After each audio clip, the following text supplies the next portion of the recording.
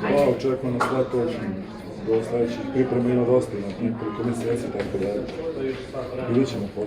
bit će veliki vjerojatno promjene u igračkom i trenerskom kadru, ne znamo još ništa dok je završena ova sezona, ali bit ćete vjerojatno dovoljšteni u svemu, znači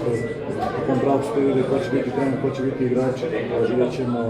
ja ništa ne znam više od vas trenutno. To je što je za ovu sezonu,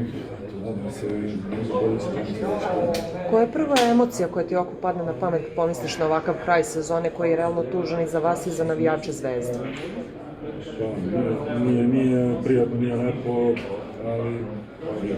posljednjih mesec, dva smo stvarno doživjeli neke teške poraze i nažalost, ovaj poraz je, neću kažem oslika, ali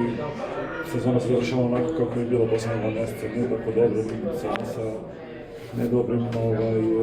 ajde kad imamo predmerni pristup bio loš, ali jednostavno igra nije bila dovoljno dobra da pobedimo, da uđemo u finale i što da radimo, da se ne ponavljam sad, to je to što ne kažem.